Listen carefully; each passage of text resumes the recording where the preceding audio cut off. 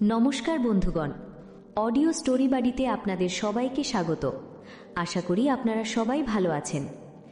বিচ্ছেদ কি সব সম্পর্কের শেষ কথা, নাকি অনেক সময় অনেক চড়াই উতরাই পেরিয়েও কিছু সুর মনের কোণে অমলিন থেকে যায়? ঠিক তেমনই এক গল্প নিয়ে আজ আমরা হাজির হয়েছি। সঙ্গীতা দত্ত রায়ের কাহিনী অবলম্বনে আজকের নিবেদন ফিরে পাওয়ার সুর। গল্পের মূল চরিত্র গীতাঞ্জলি, যার সিঁথির সিঁদুর আজ হয়তো ফিকে হয়ে এসেছে, কিন্তু স্মৃতিগুলো আজও জীবন্ত। কেন দীর্ঘ বিচ্ছেদের পর সে আবার ফিরে যেতে চাইছে অনিরুদ্ধর কাছে? কেনই বা মাত্র 15 দিনের এই সময়সীমা? এই ফিরে আসার আড়ালে কি কোনো বড় রহস্য লুকিয়ে আছে, নাকি আবারও জেগে উঠবে পুরনো ভালোবাসা? পুরো রহস্য জানতে শেষ পর্যন্ত আমাদের সাথেই থাকুন। আর গল্পটি ভালো লাগলে লাইক করতে এবং চ্যানেলটি সাবস্ক্রাইব করতে ভুলবেন না। চলুন শুরু করা যাক আজকের গল্প। মিনু, আয় মিনু, তাড়াতাড়ি বরণডালাটাকে ঠাকুর ঘর থেকে নিয়ে আয়, ঘরে লক্ষ্মী এলো বলে। আসছি গো ঠাম্মা, আসছি বলে মিনু ঠাকুর ঘর থেকে বরণডালাটা নিয়ে ঠাকুমার কাছে নিয়ে এসে রাখলো। উফ, আমার খুব মজা হচ্ছে গো ঠাম্মা। আজ কতদিন পরে বৌদিমণি তোমাদের ঘরে ফিরে আসছে। বৌদিমণি চলে যাওয়ার পর আমার মালতী দি, রঘুদার এই ঘরে কাজ করতে একদম ইচ্ছে করতো না গো। এই ঘর থেকে যেন সমস্ত আনন্দই চলে গেছিল। কাল দাদা বাবু যখন বললো যে বৌদিমণি ফিরে আসছে, আমি শুনে আনন্দে আত্মহারা হয়ে গেছি গো। সেই আমারও কি কম আনন্দ হয়েছে শুনে? আজ প্রায় 1 বছর পর আমার নাতবউ ঘরে ফিরছে। এই 1 বছরে আমি বুঝতে পেরেছি, গীতাঞ্জলি ছাড়া আমাদের এই জীবন, এই সংসার শূন্য। আচ্ছা ঠাম্মা, বৌদিমণি দাদা বাবুকে ক্ষমা করে দিয়েছে? জানি না। এখন যা যা তো ঠাকুর ঘর থেকে শাঁখটা নিয়ে আয়। আচ্ছা নিয়ে আসছি, দাঁড়াও। মিনু চলে যাবার পর ইলা দেবী মনে মনে বলে উঠলেন, কাল অনিবাড়ির সবাইকে বলে দিয়েছে যে মাত্র 15টা দিনের জন্য গীতাঞ্জলি অনিরুদ্ধের জীবনে ফিরে আসছে। সুকন্যার বিয়ের পরই গীতাঞ্জলি আবার ফিরে যাবে, আর এইবার ও সব সম্পর্ক ছিন্ন করে যাবে। সুকন্যার বিয়েতে এই বাড়িতে আসার জন্য গীতাঞ্জলি অনিরুদ্ধের কাছ থেকে ডিভোর্স চেয়েছে। অনিরুদ্ধ রাজি হওয়ায় আজ গীতাঞ্জলি বাড়িতে আসছে। এইসব কথা চিন্তা করতে করতে ইলা দেবীর চোখগুলো ঝাপসা হয়ে ওঠে। একদিন যাদের বিয়ে নিজের চোখে দেখেছিলেন, আজ তাদের বিবাহ বিচ্ছেদটাও নিজের চোখে দেখতে হবে। অনির জন্য গীতাঞ্জলিকে ইলা দেবী সবার আগে পছন্দ করেছিলেন। গীতাঞ্জলি দেখতে শুনতে অসাধারণ, অসম্ভব সুন্দর এবং গভীর তার চোখ দুটো। গোলগাল মুখটি পুরো দুর্গা ঠাকুরের মতো। সুকন্যার বান্ধবীর সূত্রে গীতাঞ্জলি প্রায়ই আসতো এই দেবরায় বাড়িতে। প্রথম দেখাতে ইলা দেবীর পছন্দ হয়ে যায় গীতাঞ্জলিকে। ওর মা বাবা দুজনেই এই শিলিগুড়ি শহরের নামকরা ডাক্তার, কিন্তু গীতাঞ্জলির সেই নিয়ে কোনো অহংকার ছিল না। বরং গীতাঞ্জলি একদম অন্যরকম একটা মেয়ে, খুব সাদা সিধে, লাজুক, বড্ড সেকেলে। চোখে মোটা ফ্রেমের চশমা, লম্বা চুলগুলো দুপাশে দুটো বেনুনি করা। আজকালকার মেয়ে হয়েও শাড়ি পরে থাকে। তবে অসাধারণ গানের গলা গীতাঞ্জলির, আর সেই রকম দারুণ ক্লাসিক্যাল ডান্সার। ইংরেজিতে মাস্টার্স ডিগ্রি করেছে। সেই কলেজ থেকে সুকন্যা আর গীতাঞ্জলি বন্ধু। সুকন্যা মডার্ন ডান্স শিখতো আর গীতাঞ্জলি ক্লাসিক্যাল ডান্স। একটি বিখ্যাত নাচের ইনস্টিটিউট থেকে ওরা নাচ শিখতো। পড়াশোনা নাচ একসাথে করার ফলে খুব তাড়াতাড়ি সুকন্যা আর গীতাঞ্জলি বেস্ট ফ্রেন্ড হয়ে যায়, এবং সেই থেকে গীতাঞ্জলি সুকন্যার বাড়িতে আসা যাওয়া করে। ইলা দেবী প্রথম যেদিন গীতাঞ্জলিকে দেখেছিলেন, সেদিনই মনে মনে পছন্দ করেছিলেন দেবরায় বাড়ির একমাত্র উত্তরসূরি ওনার নাতি অনিরুদ্ধর জন্য। গীতাঞ্জলির মতন মেয়েই দেবরায় বাড়ির পক্ষে উপযুক্ত। গীতাঞ্জলির কথা মনে করতে করতে ইলা দেবীর সেদিনের কথা মনে পড়ে গেল, যেদিন মেয়েটা দেবরায় ম্যানশনে প্রথম সুকন্যার সাথে এসেছিল। গীতাঞ্জলির স্বভাবটা এতটাই মিষ্টি, অল্প পরিচয়ে যে কোনো কাউকে আপন করে নিতে পারত। সুকন্যার পরিবারও বাদ যায়নি। কিছুদিনের মধ্যেই সুকন্যার বাবা, মা, ঠাম্মা সকলেই গীতাঞ্জলিকে ভালোবেসে ফেলে। গীতাঞ্জলিও সময় পেলেই চলে আসতো ওদের বাড়িতে। তখনও পর্যন্ত অনিরুদ্ধের সাথে গীতাঞ্জলির বিয়ের কথা কেউ ভাবেও না, কিন্তু অদৃষ্টের লেখনী কে খণ্ডাতে পারে। অনিরুদ্ধ আর গীতাঞ্জলির বিয়ে হয়েছিল, কিন্তু পরিণতি পায়নি তাদের সম্পর্ক। মাঝখানে অনেক ঝড় বয়ে গেছে, আর সেই ঝড়ে ওদের সম্পর্ক খড়কুটোর মতন উড়ে গেছে। যেটুকু বাকি আছে সেটাও কিছুদিন পর শেষ হয়ে যাবে। এই সব ভাবতে ভাবতে সুকন্যার ডাকে হুঁশ ফেরে ইলা দেবী। ও ঠাম্মু, তাড়াতাড়ি চলো, পুকুরটিতে আসার সময় হয়ে গেল তো। মা বরণডালাটা চাইছে, দাও তো। ও ও ও ও হ্যাঁ হ্যাঁ, চল চল, কতদিন পর দেখবো ওকে, কতদিন দেখি না, কতদিন আমাকে ঠাম্মু বলে জড়িয়ে ধরে। সুকন্যা বিষাদ সুরে বলল, আগের গীতাঞ্জলির সাথে এখনকার গীতাঞ্জলির অনেক পার্থক্য ঠাম্মু। আর যার ব্যবহার, কথাবার্তা, ইভেন ঠাম্মু ও দেখতে কতটা পাল্টে গেছে তুমি না দেখলে বিশ্বাস করবে না। ও আর আমাদের পুরনো গীতাঞ্জলি নেই ঠাম্মু। 6 মাস আগে যখন ওকে দেরাদুনে অল ইন্ডিয়া ডান্স কম্পিটিশনে দেখলাম, নিজের চোখকেই বিশ্বাস করতে পারিনি। এত বছরের চেনা গীতাঞ্জলির কোনো কিছুই ওর মধ্যে ছিল না। একটা মানুষের মধ্যে যে এত চেঞ্জ হতে পারে, যেন মনে হচ্ছে অন্য একটা মানুষ। হতে পারে দিদি ভাই, ভালোবাসার আঘাত যে কোনো মানুষকে পাল্টে, তবে ভেতরটাকে এত সহজে পাল্টাবে?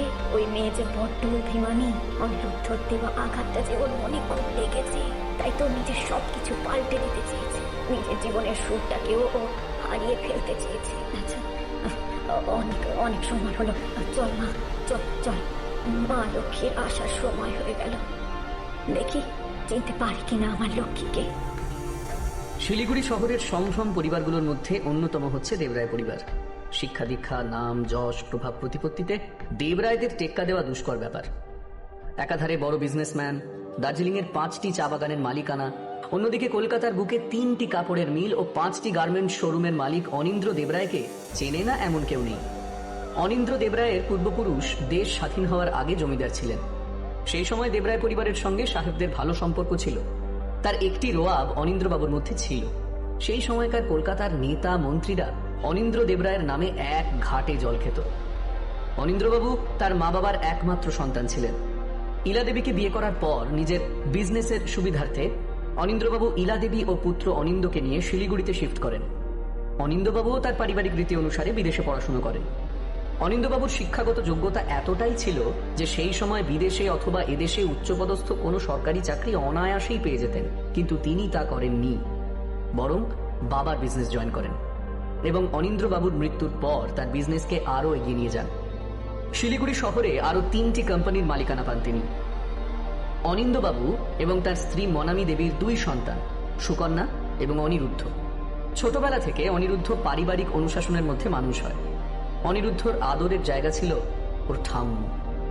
ছোট্ট অনিরুদ্ধ ঠাম্মুকে ছাড়া ঘুমোতেই পারত না। কিন্তু একটু বড় হওয়ার পর অনিরুদ্ধকে নৈনিতালের কনভেন্ট বোর্ডিং স্কুলে ভর্তি করে দেওয়া হয়। মা বাবা ঠাম্মুকে ছেড়ে যাওয়ার কথা শুনে অনিরুদ্ধ ঠাম্মুকে জড়িয়ে খুব কেঁদেছিল। কোনো মতে তাকে বোর্ডিং স্কুলে যাওয়ার জন্য রাজি করানো যাচ্ছিল না। কিন্তু অনিন্দবাবুর জেদ, বংশের নিয়মানুসারে ছেলেকে বাইরে পড়তে যেতেই হয়। অনিন্দবাবু নিজের স্ত্রী, মা কারোর কথায় আমল না দিয়ে অনিরুদ্ধকে জোর করে স্কুলে ভর্তি করে দেন। ছোটবেলা থেকে অনিরুদ্ধ বড্ড চুপচাপ শান্ত স্বভাবের হলেও খুব জেদি এবং একগুঁয়ে স্বভাবের ছিল, এবং বড় হওয়ার সাথে সাথে তো বেড়েছিল। বোর্ডিং স্কুল থেকে বছরে 2 বার অনিরুদ্ধ ঘরে আসার জন্য ছুটি পেত। ছুটির সময়গুলো তার ঠাম্মার ঘরেই কাটত। এর 2 বছর পর মনামী দেবীর কোল আলো করে সুকন্যা এলো। নিজের থেকে 7 বছরের ছোট বোন পেয়ে অনিরুদ্ধের আনন্দ আর ধরে না। ঘরে এলে তার আর যেতে ইচ্ছেই করতো না। কিন্তু ততদিনে অনিরুদ্ধ বুঝে গেছিল তার ইচ্ছের কোনো দাম দেবে না তার বাবা। অগত্যা এইভাবেই দিন করিয়ে যায়। অনিন্দবাবু মনে মনে ভেবেই নিয়েছিলেন যে অনিরুদ্ধের বোর্ডিংয়ে পড়াশোনা শেষ হলে ওকে বিদেশে পাঠাবেন বিজনেস ম্যানেজমেন্ট নিয়ে পড়াশোনা করবার জন্য, যাতে করে দেবরায় পরিবারের বিজনেসের হাল ধরতে পারে সে। সেখানেও বাপ ছেলের মধ্যে ঝামেলা শুরু হয়। অনিরুদ্ধের ছোটবেলা থেকে ইচ্ছা ছিল পুলিশ অফিসার হওয়া। বাবার বন্ধু আইবির বড় অফিসার অগ্নি সেন হলো ওর ইন্সপিরেশন। ঠাম্মুর পর অগ্নি আঙ্কেল ছিল অনিরুদ্ধর বেস্ট ফ্রেন্ড। নিজের বাবাকে অনিরুদ্ধ যে কথাগুলো বলতে পারতো না, সেগুলো অগ্নি আঙ্কেলের সাথে শেয়ার করতো। বোর্ডিং থেকে পাস আউট হওয়ার পর তার ইচ্ছার কথা অনিন্দবাবুকে জানানোর পর তিনি সাফ মানা করে দেন। অনিন্দ্র দেবরায় বলে উঠলেন, তোমার কি মাথা খারাপ হয়ে গেছে নাকি অনি? তুমি জানো তুমি কি বলছো? তুমি ভুলে গেছো তুমি কোন ফ্যামিলির ছেলে। তোমার বাপ ঠাকুরদার এতদিনের বিজনেস, সেটা কে দেখবে? বিজনেস সামাল দিতে আমি রীতিমতো হিমশিম খাচ্ছি। কোথায় তুমি আমাকে সাহায্য করার জন্য এগিয়ে আসবে তা না, তোমার এখন চোর ডাকাতদের পেছন পেছন দৌড়ানোর শখ হয়েছে। আমাদের ফ্যামিলির রেপুটেশনটা কোথায় যাবে ভেবে দেখেছো? বাবার কথা শুনে অনিরুদ্ধ উত্তর দেয়, বাবা, আমি কোনো চোর ডাকাতদের পেছনে দৌড়তে যাব না। আমি ইন্টেলিজেন্ট ব্যুরোতে কাজ করতে চাই বাবা। আর এই কাজ করলে দেবরায় পরিবারের কোনো বদনাম হবে না। প্লিজ বাবা, প্লিজ আমাকে তুমি বিদেশে পাঠিও না। আমার বিজনেসটার কি হবে অনি? কে দেখবে? অনিরুদ্ধ বলেছিল, তুমি তো আছো বাবা। এই কথা শুনে অনিন্দবাবু বলেছিলেন, সারা জীবন তো আর থাকবো না। আর তাছাড়া অনিরুদ্ধ দেবরায়কে এই পুলিশ হওয়া মানায় না। তোমাকে বিজনেস ম্যানেজমেন্ট নিয়ে পড়তে হবে, আর বিদেশেই পড়তে হবে। না, আমি যাব না। একবার আমার ইচ্ছের বিরুদ্ধে আমাকে তুমি বোর্ডিং স্কুলে পড়িয়েছ, কিন্তু আজ আমার ইচ্ছের বিরুদ্ধে আমাকে কেউ কিচ্ছু করাতে পারবে না। আমি এখন বড় হয়েছি বাবা। ও ছেলের কথা শুনে অনন্তবাবু তাই? তাহলে নিজের ইচ্ছা অনুসারে কাজ এই ঘর থেকে বেরিয়ে গিয়ে করো। বাবা হিসেবে তোমার ভালো চাওয়াটাকে তুমি এই নজরে দেখো নি। বেশ, যাও যাও, চলে যাও। বাস্তবটা এই ঘর থেকে বেরিয়ে দেখে এসো গিয়ে। ঠিক আছে, আমি এখনই চলে যাচ্ছি তোমার এই ঘর ছেড়ে। হ্যাঁ হ্যাঁ হ্যাঁ, তাই যাও। এদিকে বাপ বেটার চিৎকারে ইলা দেবী ও মনামী দেবী ছুটে আসেন অনিন্দবাবু স্টাডি রুমের দিকে। ইলা দেবী বলেন, কি হলো বাবু, তুই দাদু ভাইকে এত বকাঝকা করছিস কেন? কি গুণধর ছেলে জন্ম দিয়েছে একবার দেখো মা। আমার এত বড় বিজনেস যার উত্তরসূরি তোমার নাতি, সে আজ বলছে যে আমার পৈতৃক ব্যবসার কোনো দায়িত্ব না নিয়ে ও এখন পুলিশ হওয়ার স্বপ্ন দেখছে। আমি বেঁচে থাকতে এই সব কখনো হবে না মা। ও যদি স্থির করে নেয় যে ওর যেটা ইচ্ছে সেটাই করবে, তাহলে ওকে চলে যেতে বলো। আমি ভেবে নেবো আমার কোনো ছেলে নেই। বাবু, বলে চিৎকার করে ওঠেন ইলা দেবী। কিসব বলছিস তুই বাবু? কোনো কিছুই কে তোর মুখে আটকায় না। তোর ছেলে বড় হচ্ছে তো নাকি? অনিরুদ্ধ রেগে বলেছিল, থাক ঠাকুর, প্লিজ থাক। আমার সব শোনা হয়ে গেছে। আমি আজই এখান থেকে চলে যাব। কোনো প্রয়োজন নেই আমার এই দেবরায় পরিবারের নাম যশে। হ্যাঁ হ্যাঁ, যাও যাও যাও। মনামী দেবী অনিরুদ্ধকে শান্ত করার জন্য বলে উঠলেন, কি করছিস কি অনি? বাবার উপর রাগ করে তুই আমাকে, তোর ঠাম্মুকে ছেড়ে চলে যাবি? তোর বাবা তো এই রকমই। আর তাছাড়া কথাটা তো তোর বাবা ভুল কিছু বলেনি। তুই যে কাজ করতে চাইছিস তাতে প্রাণের রিস্ক কতখানি বলতো? আরে দাদু ভাই, তোর মা ঠিক কথা বলেছে। তাছাড়া তুই তো জানিস তোর বাবার মাথা গরম হলে কি বলতে কি বলে তার ঠিক নেই। তাও বাবার উপর রাগ করে চলে যাবি?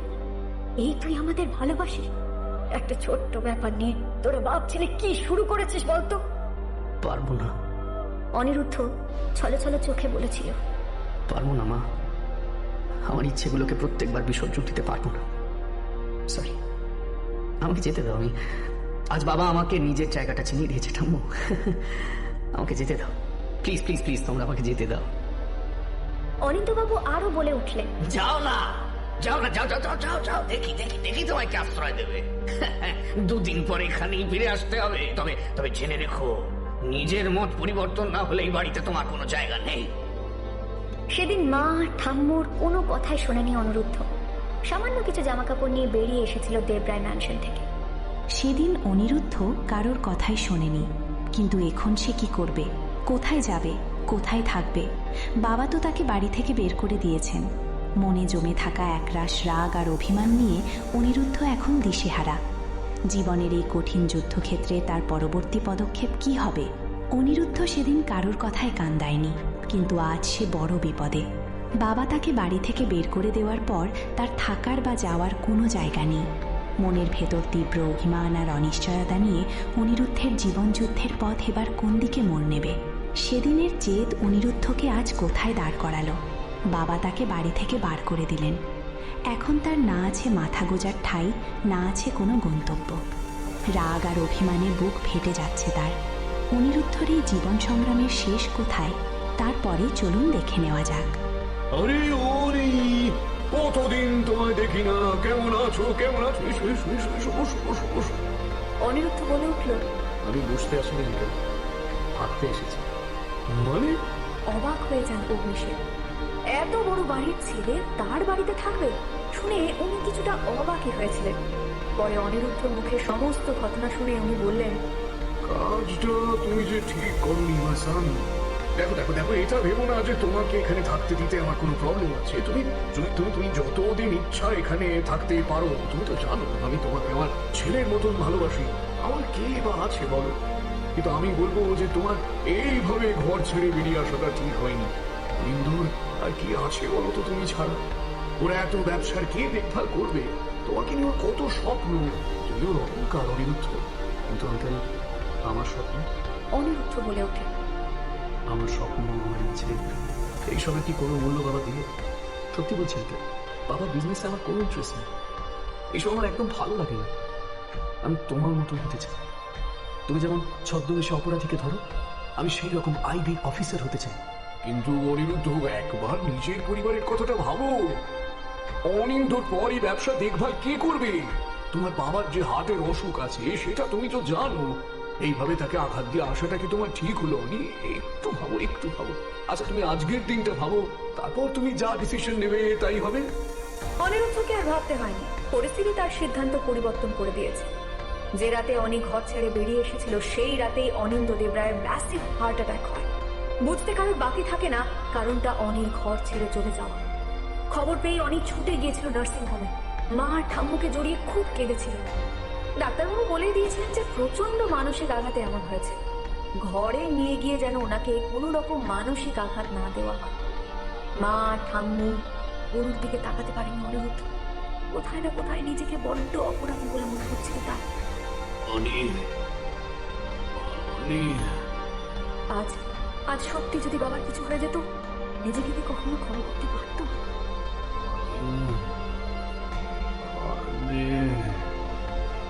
জ্ঞান ফেরার পর অনিন্দবাবুর চোখ শুধু অনিরুদ্ধকে খুঁজছে।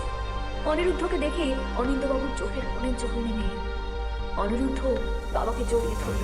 এই আবেগ ঘন মুহূর্তের সাক্ষী থাকলো সবাই। অনিরুদ্ধ আর জেদ করেনি। নিজের স্বপ্নগুলো ধুলোয় উড়িয়ে দিয়ে অনিরুদ্ধ বাড়ি দিল বিদেশে বিজনেস ম্যানেজমেন্ট করার জন্য। 5 বছর পর অনিরুদ্ধ নিজের পড়াশোনা শেষ করে দেশে ফিরে এলো। তারপর মাত্র 23 বছর বয়সে বাবার হাত ধরে ব্যবসায় যোগ দেয়। বাবার সাথে সাথে তাল মিলিয়ে অনিরুদ্ধ ব্যবসায় উন্নতি করতে থাকে। এর পরবর্তী 7 বছরে অনিরুদ্ধ দেবরায় ইন্ডাস্ট্রিকে উচ্চতার শিখরে নিয়ে যায়। এখন ও কোম্পানির সিইও। অনিন্দবাবু নিজের ব্যবসার সব দায়িত্ব অনিরুদ্ধকে দিয়ে নিশ্চিন্ত হয়েছেন। কোম্পানির চেয়ারম্যান হিসেবে এখন শুধু কিছু বিশেষ গুরুত্বপূর্ণ বিষয় ছাড়া তিনি এর অফিসে যান, পুরোটাই অনিরুদ্ধ সামলে নেয়। তবে এইসবের ফলে অনিরুদ্ধ নিজেকে এতটাই ব্যস্ত করে ফেলে যে ঘরে তার সময় দেওয়াই হয়। সকাল 9টায় অনিরুদ্ধ অফিসে বের হয় আর ফেরে গভীর রাত। দুদিন ফেরেই না। এই নিয়ে মনামি দেবী রাগারাগি করলে তাতে বাদ সারতেন অনিন্দবাবু। তিনি বলে উঠতেন, তুমি না সেই আগের মতনই রয়ে গেল। আগে আমার দেরি করে আসা নিয়ে পড়ে থাকতে, আর এখন অনেকটার পেছনে পড়েছ। আরে বাবা, এত বড় বিজনেস সামলানো তো সহজ ব্যাপার নয়। তাছাড়া এখন অল্প বয়স, এই সময়ই তো কাজের উপর ডেডিকেশনটা থাকে নাকি। আর তাছাড়া আমার কোম্পানি যে এত বিশ্বাসঘাতকে ভরা ছিল তা অনি না থাকলে আমি জানতেই পারতাম না। আমার বিশ্বাসের তারা কি মূল্যই না দিল। সত্যি আজ ভাবি উনি না থাকলে আমার কোম্পানি কবে লাটে উঠে যেত। ভালো হয়েছে জানো, ভালো হয়েছে ছেলেটা আমার মতো হয়, যাকে তাকে বিশ্বাস করে না, তাকে পরখ করে তারপর বিশ্বাস করে। নিজেকে একটা কঠিন আবরণের মধ্যে রেখেছে নিজের এমপ্লয়ীদের কাছে। সত্যি এখন ভাবি জানো উনি কি রকম ছিল আর আজ কি রকম হয়েছে। সত্যি ও যা হতে চেয়েছিল তা যদি হতে দিতাম তাহলে দেবরা ইন্ডাস্ট্রি এত সমৃদ্ধি পেত। আমি জানি উনি হয়তো এই ঘটনার জন্য আজও কষ্ট পায়, কিন্তু ওকে বাধা না দিলে আমার পিতৃপুরুষদের ব্যবসার দেখভাল কে করত? মনামি দেবী বলে উঠলেন, আর তুমি এইসব নিয়ে আলোচনা করো না। তোমার আবার শরীর খারাপ হবে। কি করবো বলো মিমি? আমি তো জানি চিরকাল আমি খুব কঠিন হয়ে ওর ইচ্ছার বিরুদ্ধে গিয়ে ওকে দিয়ে সব করিয়েছি। তা করিয়েছে ঠিক কথা, তবে একটা কথা আছে জানো তো, সোনা যত পড়ে তত খাঁটি হয়। আমার অনিও তাই। ওর এত অল্প বয়সে যে নাম প্রতিপত্তি হয়েছে এমনটা এই শহরে কারোর হয়েছে? যে কোনো মেয়ে আমার অনেকে পাওয়ার জন্য উঠে পড়ে লাগবে। কি নেই ওর? শিক্ষা, বংশ পরিচয়, অর্থ আর একটা ভালো মন। মা হয়ে আমি বলছি আমার অনি সোনার চেয়েও খাঁটি। আর সেই জন্যই আমার বড় ভয় হয়। ও রাতে ফেরে না, আমার চিন্তার শেষ থাকে না। কোনো ফাঁদে পা দিয়ে দিল কিনা সেই চিন্তা সারা রাত দুটো চোখ এক করতে পারি না। অনিন্দবাবু বিরক্ত হয়ে বললেন, দেখি সমাজে বাজে জিনিস চিন্তা করো বলো তো। তুমি তোমার ছেলেকে চেনো না নাকি? এসব ব্যাপারে যথেষ্ট সচেতন। তাছাড়া যে কোনো মেয়ের কাছে টিকতে পারবে না। দেবরায় বংশের রক্ত অতটা ব্যভিচারী না, বুঝলি? এইসব চিন্তা না করে ছেলেকে কি করে ঘরে ফেরানো যায় তার চিন্তা কর। মনামি দেবী বলে উঠলেন, মানে মানে মানে এবার ছেলের বিয়ে দাও। দেখবে কিছুই করতে হচ্ছে না, আপনি সব হয়ে যাবে। আমিও তো একদিন এমন ছিলাম নাকি, কিন্তু যেদিন তোমায় দেখলাম ব্যাস তোমার শরণাগত হয়ে গেলাম। অনিন্দ্যবাবুর এই কথা শুনে মনামী দেবী লজ্জায় লাল হয়ে উঠলেন। তারপর বললেন, ধুর, তুমিও না, বয়স হচ্ছে তার কোনো লক্ষণ দেখা যায় না। আর তোমার কি মনে হয় আমি আগে এসব ভাবিনি? কিন্তু মেয়ে যে দেখবো তার জন্য তো অনেকের দরকার। তার কোনো পাত্তা পাওয়া যায় সারাদিন? ওর তো সময় নেই। আমরা পছন্দ করলেই তো হলো না, ওকেও তো মেয়ের বাড়ি গিয়ে মেয়েকে পছন্দ করতে হবে। তারপর কোনো মেয়েকে পছন্দ করে রেখেছে কিনা তাও তো জানি না। ঠিক আছে, কাল আমি অনির সাথে কথা বলবো ওই নিয়ে। আর পরশুদিন কি আছে জানো তো? কি সব বলছো? আমি তো মা, ছেলের জন্মদিনের দিন আমি ভুলতে পারি? তাহলে শোনো, আমি অনেক 30 বছর পূর্ণ হওয়ার উদ্দেশ্যে একটা গ্র্যান্ড পার্টির ব্যবস্থা করেছি। আমাদের ঘরে সবার নিকট বন্ধুরা ইনভাইটেড থাকবে। আমার 2 জন বন্ধুর ফ্যামিলিকেও ইনভাইট করেছি, তাদের মেয়েরাও বিবাহ যোগ্যা। তো অনির জন্য তাদের একবার দেখা যায়, কি বলো? হ্যাঁ, সে তো দেখাই যায়। সবাই থাকবে, অনিও থাকবে। তার আগে কাল ওর সাথে একটু কথা বলে নেবে কিন্তু। এখন আর আমাদের মত ওর উপর চাপানোর কোনো মানে নেই। ওর মতটাই সব, বুঝলে? যথাজ্ঞা গিন্নি। গুড মর্নিং মাই সান। গাছের পরিচর্যা হচ্ছে সকাল সকাল? গুড মর্নিং বাবা। এত সকালে উঠছো তুমি? তুমি তো অনেক লেটে ওঠো। কি করবো বলো, তোমায় কিছু কথা বলার ছিল। আর তুমি তো খুব ব্যস্ত মানুষ, তোমাকে তো আর যখন তখন ফ্রি পাওয়া যায় না। ঘরে কখন ফেরত জানতেই তো পারি না, তাই সাত সকাল ছাড়া উপায় নেই, তাই উঠেছি। কি যে বলো না বাবা, আমি খুব ব্যস্ত মানছি, ঘরে তেমন থাকি না। আমার ঘরে ফেরাটা অনিয়মিত হয়, কিন্তু এটা নয় যে তোমাদের জন্য আমার কাছে সময় নেই। আমি যা কিছু করছি তোমাদের জন্যই করছি। আমাদের ফ্যামিলি ব্যবসার উন্নতি করতে চাই, তোমার মুখ উজ্জ্বল করতে চাই, যেটা স্বপ্ন তুমি একদিন দেখেছিলে। অনিন্দ্যবাবু অনিরুদ্ধর দিকে তাকিয়ে বললেন, মানছি অনি, আমাদের জন্যই তুই সবকিছু করছিস, কিন্তু তুই এমন ছাড়া ছাড়া থাকিস কেন আমাদের সাথে? আমাদের সাথে সময় কাটাতে ইচ্ছে করে না? অনিরুদ্ধ একটু ভেবে বলে, কি জানো তো বাবা, জীবনের একটা বিশাল অংশ একা কাটিয়েছি। আমার এখন এই একা একা ব্যাপারটি অভ্যেস হয়ে গেছে। তার উপর বাবা এত কাজের প্রেশার থাকে যে ইচ্ছে থাকলে উপায় হয় না। আচ্ছা কি বলবে বলছিলে? হ্যাঁ, কাল তো তোর জন্মদিন, সেই উপলক্ষে আমি একটা পার্টি অর্গানাইজ করেছি। সেখানে আমাদের সবার চেনা জানা বন্ধুরা আসবে, সেখানেই তোমার জন্য মেয়ে দেখা হবে। কি কি বললে তুমি? আরে এইবার তো বিয়ের কথা ভাবো নি, আমাদের বয়স হচ্ছে, তোমাকে সেটেল না করে আমাদের শান্তি নেই। কিন্তু বাবা আমি তো এখন বিয়ে করতে চাই না। কেন, তোমার কি কোনো মেয়েকে? না না বাবা, সেই সব ব্যাপার না, আমি আর একটু সময় চাই। কি ব্যাপারে অনি? অনি মনে মনে বলে, সব কথা তোমাকে বলা যাবে না। আরে তুই বুঝছিস না, মেয়ে দেখলে কি বিয়ে হয়ে যাবে নাকি? অনেক লম্বা প্রসিডিওর। একবার দেখি না, দেখতে তো দোষ নেই। কাল তোমার জন্মদিনের পার্টিতে আমার বন্ধুরা তাদের মেয়ে নিয়ে আসবে, জাস্ট একবার হাই হ্যালো বলা ব্যাস।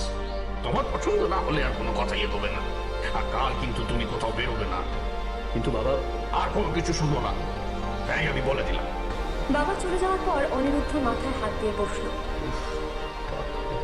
আর সত্যি পারা যাচ্ছে না, দ্বৈত ভূমিকায় কাজ করতে করতে আমি হাঁপিয়ে উঠেছি। তার মধ্যে এইসব বিয়ের কথা কোথা থেকে যে উদয় হলো কি? বাড়ির লোকদের কোনোভাবে সত্যির থেকে আড়াল করে রেখেছি, কিন্তু যে আসবে তাকে তো আমাকে সব সত্যিটা বলতে হবে, না হলে ওর প্রতি অবিচার হবে, ঠকানো হবে। সেই জন্যই তো কোনোদিনও বিয়ে কি প্রেমের কথা চিন্তা করতে পারিনি। এই বিয়ের কথা আমাকে কোনোভাবে বন্ধ করতে হবে। এখন আমার দুদিকেই প্রচুর কাজ। সত্যি অনিরুদ্ধর প্রচুর কাজ, সব দিক থেকে সামলানো দুষ্কর হয়ে উঠেছে। একদিকে দেবরা ইন্ডাস্ট্রির 5টি নতুন প্রজেক্ট শুরু হব করছে, তার মধ্যে 2টো বিদেশি। তারপর 2টো চা বাগানে কারখানা রিওপেন হবে অনিরুদ্ধর প্রচেষ্টা। কিছুদিন আগে 3টে গার্মেন্টস শোরুম ওপেন হয়েছে। এই সব পুরো সামলাতে হচ্ছে অনিরুদ্ধকে। তারপরে সবার অজান্তে যে ও একজন আইবির আন্ডারকভার এজেন্ট। আজ বিগত 5 বছর ধরে অনিরুদ্ধ আইবি জয়েন করেছে। ও নিজের স্বপ্ন পূরণ করেছে, আর ওর এই স্বপ্ন পূরণে ওকে সব থেকে বেশি হেল্প করেছে অগ্নি সেন। যেদিন অনিরুদ্ধ বাবার উপর রাগ করে অগ্নি আঙ্কেলের বাড়িতে এসেছিল, সেদিন অনিন্দ্য দেবরায়ের শরীর খারাপ না হলে সত্যিই অনেক ফিরে যেত না, কিন্তু ওকে ফিরে যেতে হয়েছে। মেনে নিতে হয়েছিল সবকিছু, কিন্তু আসার আগে অনি আঙ্কেলের কাছ থেকে একটা প্রমিস করিয়ে নেয় যে একজন আইবির এজেন্ট হতে যা যা করণীয় সেসব ব্যাপারে অগ্নি অনিকে হেল্প করবে। সে আজ করতে পারছে না, কিন্তু বিদেশ থেকে ফিরেই ও করবে। অনি আরো বলে এই ব্যাপারে কোনো কিছু যেন ওর বাড়ির কেউ না জানে। অনি তার প্রতিশ্রুতি রেখেছে, যেদিন অনি দেশে ফিরলো সেই দিন ছুটেছিল অগ্নিসেনের বাড়িতে। অনিরুদ্ধকে দেখে অগ্নি হেসে বলেছিল, সত্যি সত্যি অনি, তোমার মতন জেদি আমি দেখিনি। তবে তোমার মতন ছেলেদের আমাদের আইবিতে খুব প্রয়োজন, যারা ভালোবেসে এই কাজ করতে গিয়ে আসে। কিন্তু এই সব কাজে বড্ড রিস্ক অনি।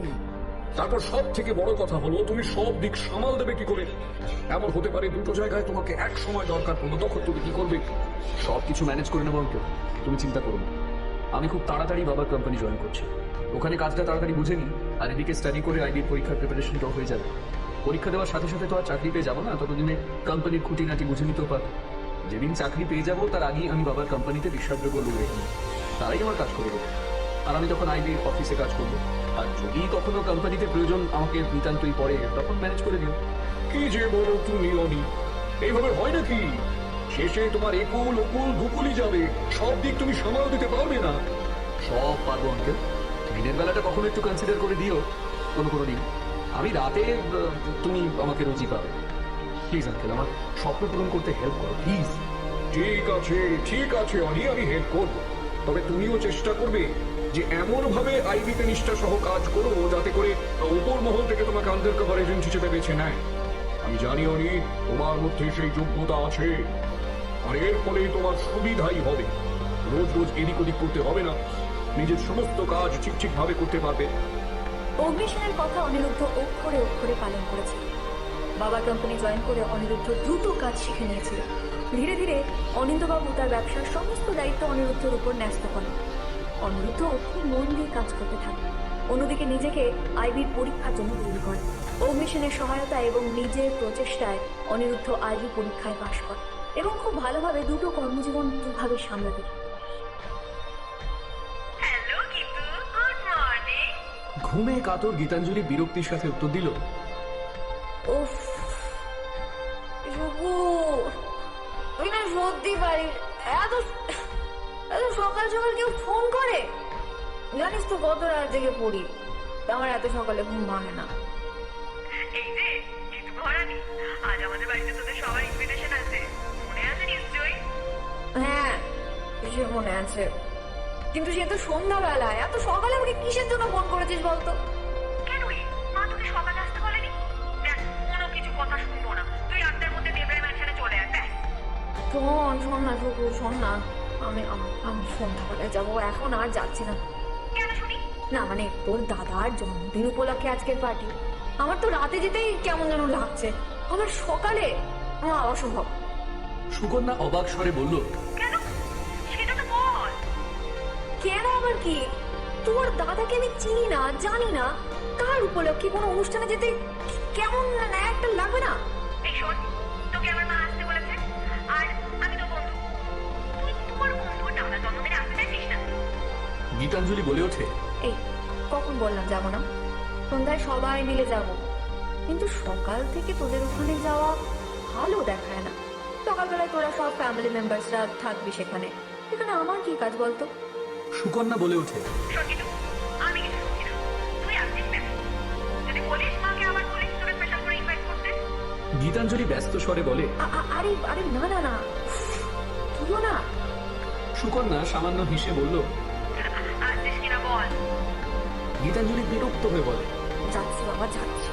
সুকন্যা হেসে বলে, ওকে ডার্লিং, আর শোন, রাতে যেটা করবি সেটা নিয়ে চলে আসিস। ওকে ওকে, চল কিন্তু, বাই। গীতাঞ্জলি বাই বলে মুচকি হেসে ভাবল, সত্যি না, যে কোনো ভাবে নিজের ইচ্ছে আমার উপর চাপিয়ে দেবেই দেবে। স্নান করে এসে আলমারি থেকে একটা বেগুনি কাঁথা স্টিচের শাড়ি বার করলো গীতাঞ্জলি। মনে মনে হেসে বলল, এইসব শাড়ি দেখলে সুকন্যা কি রেখে যায়, মুখের উপর ব্যাকটেটেড বলে দেয়। কিন্তু এইসব শাড়িগুলো যে গীতাঞ্জলি খুব ভালোবাসে। আসলে এই ধরনের শাড়ি তার মায়ের খুব পছন্দের ছিল। মায়ের পছন্দের সবকিছুকে গীতাঞ্জলি নিজে পছন্দ করে নিয়েছে। গীতাঞ্জলির শাড়ি, সাজগোজ সবকিছুর মধ্যে সে তার মাকে জিইয়ে রেখেছে। গীতাঞ্জলি নিজেও জানে এই ধরনের সাজগোজ করলে হয়তো তাকে ব্যাকডেটেড লাগে, কিন্তু তাও মনে হয় মা তার সঙ্গেই আছে। গীতাঞ্জলির যখন 10 বছর বয়স, তখন তার মা তাকে ছেড়ে চলে গেছে। তারপর থেকে গীতাঞ্জলি একা হয়ে যায়। বাবা জীবন বসু শহরের নাম করা হার্ট স্পেশালিস্ট, সবসময় খুব ব্যস্ত থাকেন, ঠিক মতন গীতাঞ্জলির দেখভাল করতে পারতেন না। গীতাঞ্জলির দেখভাল করার জন্য দুজন মহিলার ব্যবস্থা করলেও তিনি বুঝতেন গীতাঞ্জলির একজন মায়ের দরকার। সেই জন্য 2 বছর পর গীতাঞ্জলি মুখের দিকে তাকিয়ে তিনি দ্বিতীয় বিয়ে করেন ডাক্তার শীলা ঘোষকে। এটা তার দ্বিতীয় বিয়ে ছিল। ছোট থেকে গীতাঞ্জলি বড্ড চাপা স্বভাবের। বাবার দ্বিতীয় বিয়েটা সে মন থেকে মানতে পারেনি, তবে কাউকে বুঝতেও দেয়নি। সবাই ভেবেছে নতুন মা পেয়ে গীতাঞ্জলির খুশি আর ধরে না। খুব সহজে গীতাঞ্জলি তার নতুন মায়ের সঙ্গে মিশে যায়। আর গীতাঞ্জলির নতুন মা শিলাদেবীও গীতাঞ্জলিকে নিজের মেয়ের মতনই ভালোবাসে। কিন্তু কথায় আছে না, মায়ের জায়গায় কাউকেই কখনো বসানো যায় না। গীতাঞ্জলিও তার মানিকে ভালোবাসলেও মায়ের জায়গা আজও দিতে পারেনি। শিলাদেবীও কোনোদিন সেই স্থানে ভাগ বসাতে যাননি। হঠাৎ করে ফোনের আওয়াজে গীতাঞ্জলি বর্তমানে ফিরে আসে। উফ, ফুকুটা না জ্বালিয়ে মারলো। একটা মেসেজ করেছে, আজ একটু ভালো করে সেজে আসিস, দাদার সাথে প্রথম আলাপ হবে, দেখিস দাদা আবার তোকে আমার বন্ধুর মা না ভেবে বসে। গীতাঞ্জলির গালগুলো লাল হয়ে গেল। মনে মনে বলে উঠল, ফুকুর দাদার সঙ্গে দেখা হবে তো কি হয়েছে, যত সব পাজলাম। না, দেখাচ্ছি তোর মজা। অনিরুদ্ধ দেবরায় নামটা শুনলেই বুকের মধ্যে ঠিপ ঠিপ করে ওঠে। কারণটা আজও গীতাঞ্জলির অজানা। শিলিগুড়ি শহরের মোস্ট এলিজিবল ব্যাচেলার, সুশিক্ষিত, সুদর্শন, বিশাল সম্পত্তির মালিক অনিরুদ্ধ দেবরায় যে কোনো মেয়ের স্বপ্নের পুরুষ। গীতাঞ্জলি তাকে শুধু দেবরায় ম্যানশনের বিভিন্ন দেওয়ালের ফটো হিসেবে দেখেছে। সুকন্যার বাড়িতে এতবার গেছে, কিন্তু কোনো দিনও অনিরুদ্ধ দেবরায়কে দেখতে পায়নি। কিরে মামুনি, কোথায় যাচ্ছিস? ফুকুর বাড়িতে? এই কথা বলে আবার শিলাদেবী নিজেই নিজে বলে উঠলেন, ও হ্যাঁ, তোকে তো সকাল থেকে যেতে বলেছে, কিন্তু তুই কাল বললি যে যাবি না। গীতাঞ্জলি বেজার মুখে বলল, আমি বললেই হলো মানে, শুকুর নির্দেশ, যেতেই হবে। শিলাদেবী হেসে গীতাঞ্জলির চুলে সামান্য বিলি কেটে বললেন, তুই তো আবার শুকুনের কথা ফেলতে পারিস না। গীতাঞ্জলি বলে উঠল, কি করে ফেলবো বলো, ও যে আমার বেস্ট ফ্রেন্ড। তবে এটা মানতেই হবে মামুনি, শুকনার মতো ভালো মেয়ে হয় না। তেমনি ওদের পরিবার ওর সাথে সাথে আমাদেরও কত আপন করে নিয়েছে। এত নাম যশ ওদের, কিন্তু অহংকার একটুও নেই। তা কখন যাবি? শিলাদেবীর মুখে এই কথা শুনে গীতাঞ্জলি বলল, এই তো বেরোচ্ছি। ঠিক আছে, সাবধানে যাবি। আর আমরা ওই 8টার মধ্যে পৌঁছে যাবো। গীতাঞ্জলি মিষ্টি হেসে বলল। আচ্ছা। শিলাদেবী গীতাঞ্জলির দিকে তাকিয়ে বললেন, মামুনি, আজ অন্তত লেন্সগুলো লাগা, ভালো লাগবে না। মানে জানো তো, আমার অস্বস্তি বোধ হয়। গীতাঞ্জলির এই কথা শুনে শিলাদেবী হেসে বললেন, আচ্ছা ঠিক আছে, আমি এবার এলাম। মানে শুকু ফোন করে করে পাগল করে দিচ্ছে। হ্যাঁ হ্যাঁ ঠিক আছে। Thank you uncle.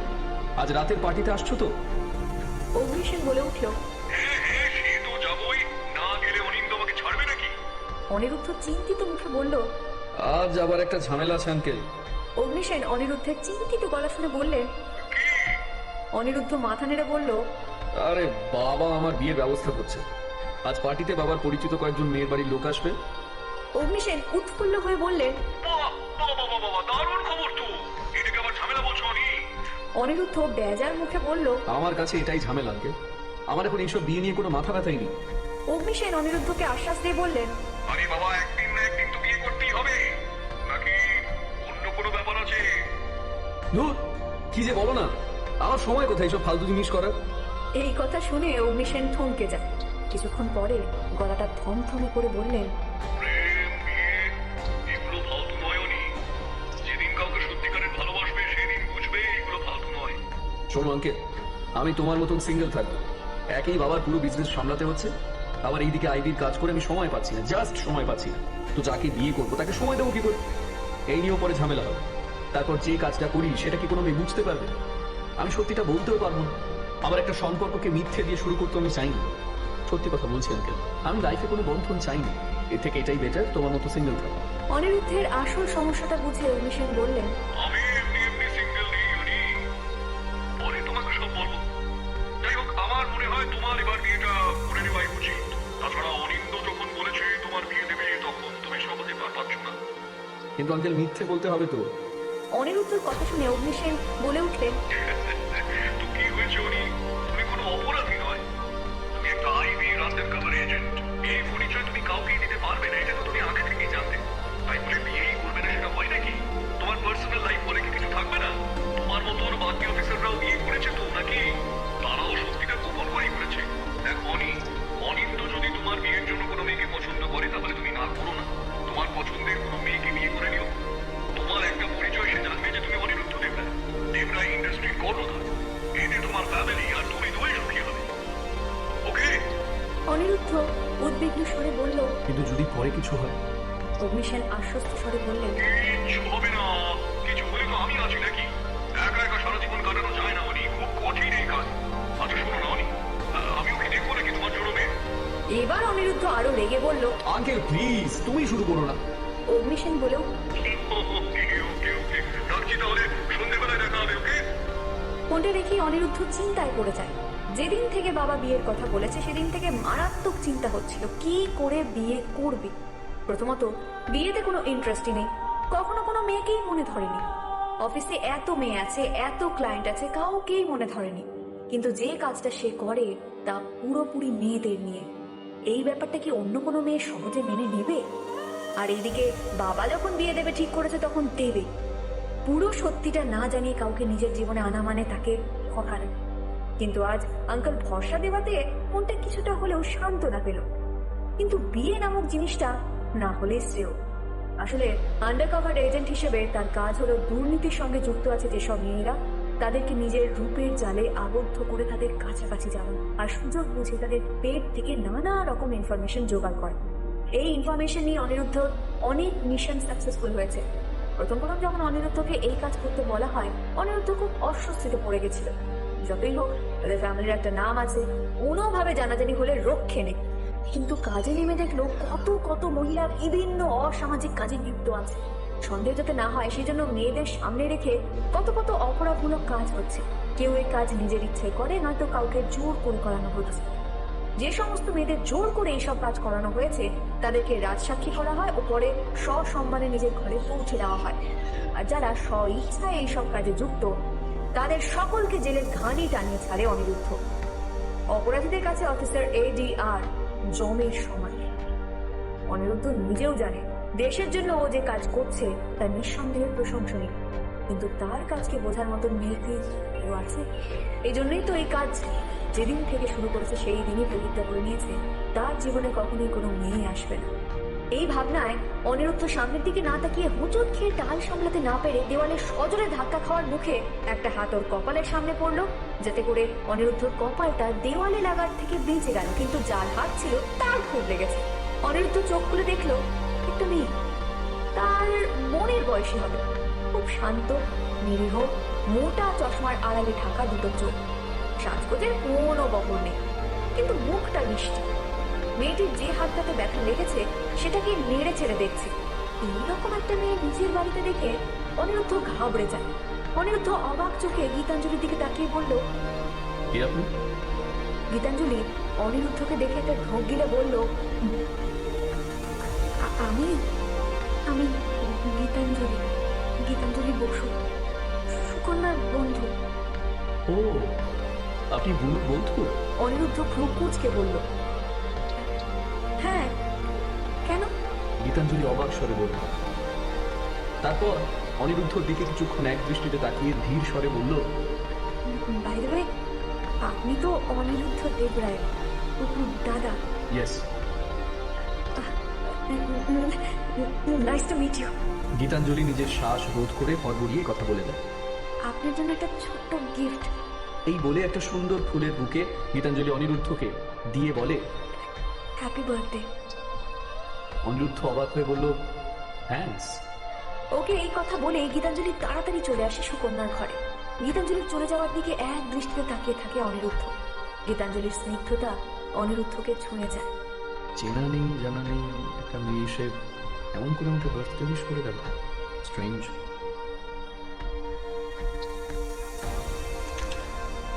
ঘরে ঢুকে গীতাঞ্জলিকে হাঁপাতে দেখে সুকন্যা হাসতে হাসতে জিজ্ঞেস করে, কিরে কেমন ভয় পেলি? গীতাঞ্জলি হাঁপাতে হাঁপাতে বলল, যেমনই ভয় ভাই, শর্ত কিন্তু আমি জিতেছি।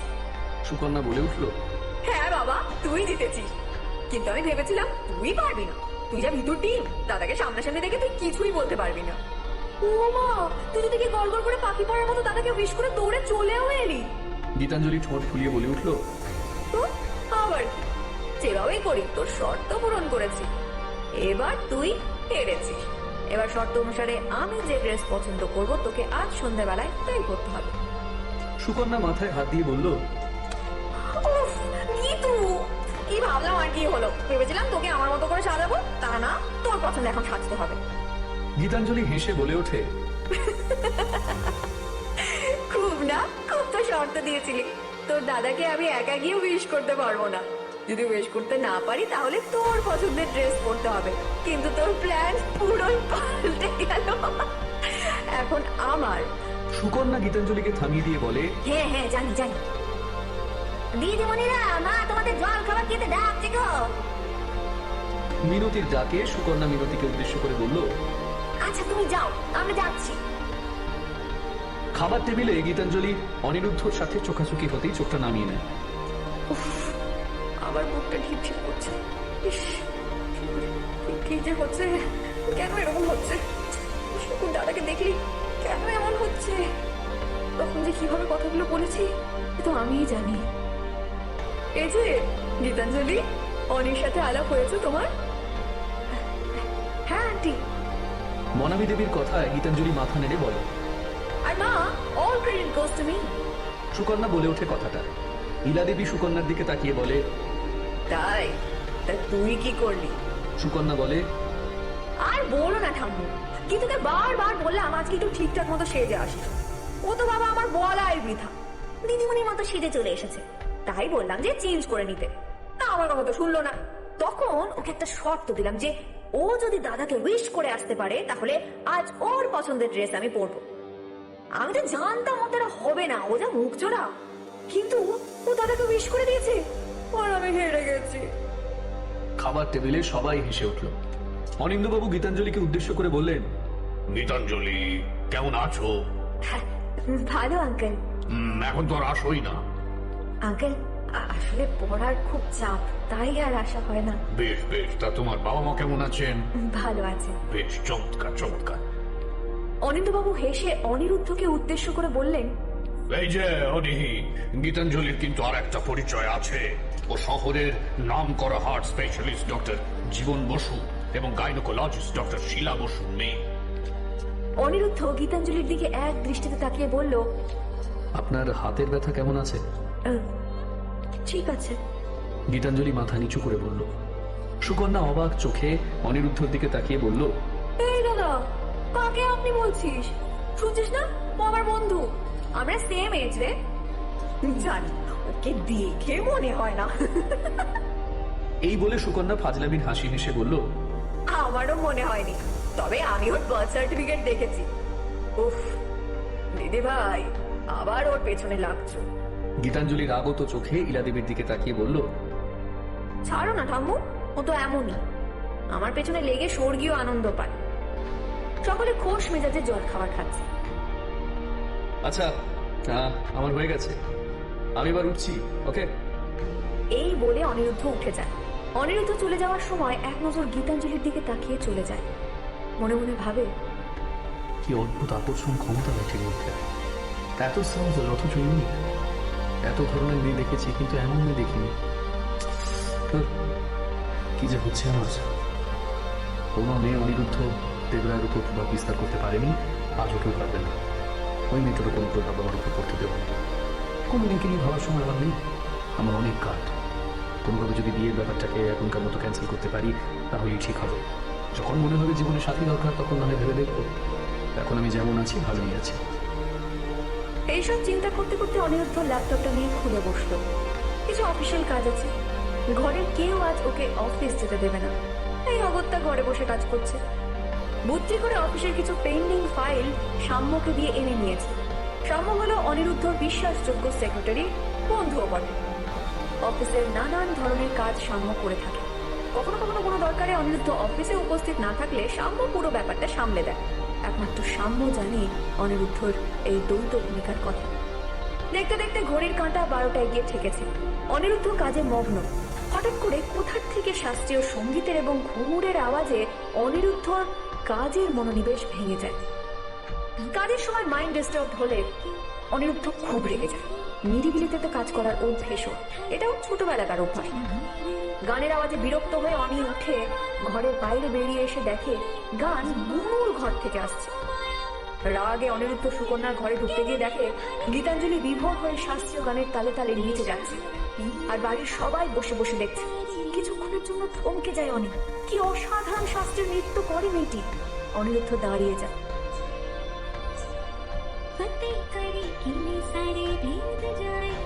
সেই মুহূর্তে নাচতে নাচতে হঠাৎ অনিরুদ্ধকে দেখতে পেয়ে গীতাঞ্জলি চমকে উঠে তাল সামলাতে না পেরে ছিটকে পড়ে অনিরুদ্ধর গায়ের উপর। অনিরুদ্ধ সঙ্গে সঙ্গে গীতাঞ্জলিকে জড়িয়ে নেয় যাতে সে পড়ে না যায়। বাড়ির সব লোক চমকে ওঠে। অনিরুদ্ধ দেখে গীতাঞ্জলি ভয়ে চোখ বন্ধ করে ফেলেছে এবং ওকে চাপটে ধরেছে। অনিরুদ্ধ গীতাঞ্জলিকে ক্ষণিকের মধ্যে সরিয়ে গানটা বন্ধ করে। তাই দাদা, তুই কখন এলি?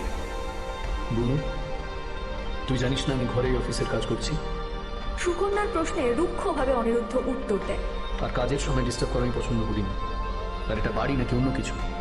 এটা একটা ভদ্রলোকের বাড়ি, যখন তখন যে কোনো সময় গান নাচ করা যায় বুঝি। মা, তুমি জানো না আমার প্রবলেম হয়, এই জন্য কোনো কাজ আমি ঘরে করি না। যত দেরি হোক অফিসের কাজ অফিসেই সেরে আসি। আজ তো আবার আমাকে অফিসেও যেতে দিলেন। ঘরে বসে শান্তিতে কাজটাও করতে পারবো না? আরে আরে না, আসলে দাদা ভাই বুঝতে পারিনি। গীতাঞ্জলি যতবার আমাদের ঘরে আসে ঠাম্মু ওর নাচ দেখতে চায়, তাই আজও ঠাম্মু বলায় ও নাচছিল। আর দাদা, ও কিন্তু একটা ভদ্র বাড়ির মেয়ে, একটু সংযত ভাবে কথা বলে। এখন তোর কাছ থেকে আমাকে সংযম শিখতে হবে। অনিরুদ্ধ আরো রুক্ষ স্বরে বলল, তোর বন্ধু যতবার এখানে এসেছে এইসব করে, তাই আজও এইসব হচ্ছিল। মানে আমি যে ঘরে আছি, আমি যেসব পছন্দ করি না সেটাই কারণ মনে নেই। তো নেক্সট টাইম আমি ঘরে থাকলে এইসব চলবে না, ওকে?